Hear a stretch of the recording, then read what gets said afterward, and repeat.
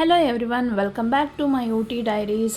Part 1 ಆಗಿತ್ತು. ಈಗ part 2 ಅಂದರೆ ಕಂಟಿನ್ಯೂ ವಿಡಿಯೋ ಆಗುತ್ತೆ. ಡೇ 1ಇಂದ ಕಂಟಿನ್ಯೂ ವಿಡಿಯೋ ಇದು.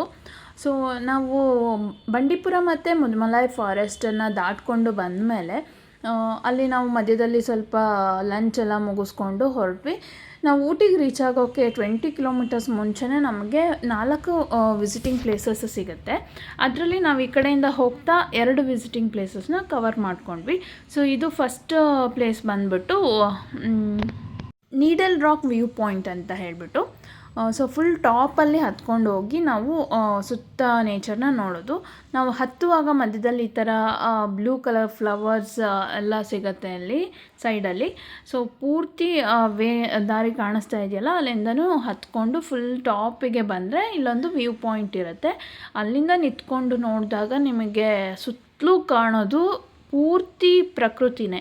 ಎಲ್ಲೂ ನಿಮಗೆ ಬಿಲ್ಡಿಂಗ್ಸ್ ಆಗಲಿ ಅಥವಾ ರೋಡ್ಸ್ ಆಗಲಿ ವೆಹಿಕಲ್ಸ್ ಏನಿಲ್ಲ, ದಟ್ಟ ಕಾಡು ಅಂತಲೇ ಹೇಳ್ಬೋದು. ಪೂರ್ತಿ ಗ್ರೀನ್ರಿ.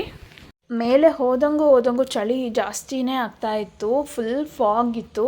ಹೇಗೆ ಅಂತಂದರೆ ಆ ಅರಣ್ಯದ ಮೇಲ್ಗಡೆ ಬೆಟ್ಟ ಎಲ್ಲ ಏನು ಕಾಣುತ್ತೆ ಅಲ್ವಾ, ಅದಕ್ಕೆ ಮೋಡ ಟಚ್ ಆಗಿದೆಯೇನೋ ಅನ್ನೋ ಅಷ್ಟರ ಮಟ್ಟಿಗೆ ಫಾಗ್ ಎಲ್ಲ ಅದರ ಮೇಲ್ಗಡೆ ಕಾಣಿಸ್ತಾ ಇತ್ತು. ಏನೋ ಹತ್ತಿನ ನಾವು ಬಿಡಿಸಿಟ್ಟಾಗ ಕಾಣುತ್ತೆ ಅಲ್ಲ, ಆ ಥರ ಬೆಟ್ಟದ ಮೇಲ್ಗಡೆ ಎಲ್ಲ ಹತ್ತಿನ ಹೀಗೆ ಬಿಡಿಸಿಟ್ಟಿದ್ದಾರೇನೋ ಅನ್ನೋ ಥರ ಫೀಲ್ ಕೊಡ್ತಾ ಇತ್ತು. ತುಂಬಾ ಚೆನ್ನಾಗಿತ್ತು ನೇಚರ್ ಮಾತ್ರ. ಆ ವೆದರು, ಆ ನೇಚರ್ ಮಧ್ಯೆ ನಾವಂತೂ ಕಳೆದೇ ಹೋಗ್ಬಿಟ್ಟಿದ್ವಿ. ಸೊ ಅಲ್ಲಿಂದ ಮುಗಿಸ್ಕೊಂಡು ನಾವು ನೆಕ್ಸ್ಟ್ ಹೊರಟಿದ್ದ ಪ್ಲೇಸ್ ಬಂದುಬಿಟ್ಟು ಪೈಕಾರ ವಾಟರ್ ಫಾಲ್ಸ್ ಅಂತ ಹೇಳ್ಬಿಟ್ಟು. ಇದೆಲ್ಲ ಪ್ಲೇಸಸ್ಸು ಹತ್ತತ್ರನೇ ಇದೆ, ತುಂಬ ಏನು ಡಿಸ್ಟೆನ್ಸ್ ಇಲ್ಲ, ಈಸಿಯಾಗಿ ಕವರ್ ಮಾಡ್ಕೋಬೋದು. ಸೊ ಪೈಕಾರ ವಾಟರ್ ಫಾಲ್ಸಿಗೆ ಬಂದ್ವಿ. ಅಲ್ಲಿನೂ ಕೂಡ ಎಂಟ್ರೆನ್ಸ್ ಟಿಕೆಟ್ ಇರುತ್ತೆ, ತೊಗೊಂಡ್ಬಿಟ್ಟು ಬಂದ್ವಿ. ಫುಲ್ ಸೈಡಲ್ಲೆಲ್ಲ ಅದೇ ರೀತಿ ದಟ್ಟ ಮರ ಗಿಡಗಳು, ಫುಲ್ ಗ್ರೀನ್ರಿ. ಮಧ್ಯದಲ್ಲಿ ಈ ಥರ ನೀರಿತ್ತು. ಫಸ್ಟಿಗೆ ನಾವು ನೋಡಿದಾಗ ಇದೇನಪ್ಪ ಫಾಲ್ಸ್ ಅಂತ ಹೇಳ್ಬಿಟ್ಟು ಇದ್ಯಾವುದೋ ಕೆರೆ ಇದ್ದಂಗೆ ಇದೆಯಲ್ಲ ಅಂತ ಅಂದ್ಕೊಂಡ್ವಿ. ಬಟ್ ಆ ಮೆಟ್ಲನ್ನು ಇಳ್ಕೊಂಡು ಮುಂದೆ ಹೋದಾಗ ಗೊತ್ತಾಯಿತು, ಈ ನೀರೇ ಮುಂದೆ ಹರ್ಕೊಂಡು ಫಾಲ್ಸ್ ಥರ ಹರಿಯುತ್ತೆ ಅಷ್ಟೇ. ತುಂಬ ಎತ್ತರದಿಂದ ಹರಿಯೋದಿಲ್ಲ, ಒಂದು ರೇಂಜಲ್ಲಿ ಒಂದು ಸ್ವಲ್ಪ ಡಿಸ್ಟೆನ್ಸಲ್ಲೇ ಹಿಂಗೆ ಹರಿಯುತ್ತೆ.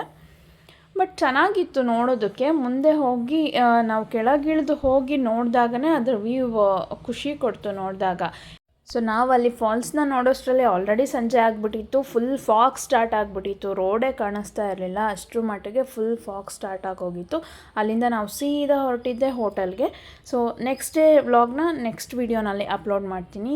Keep watching.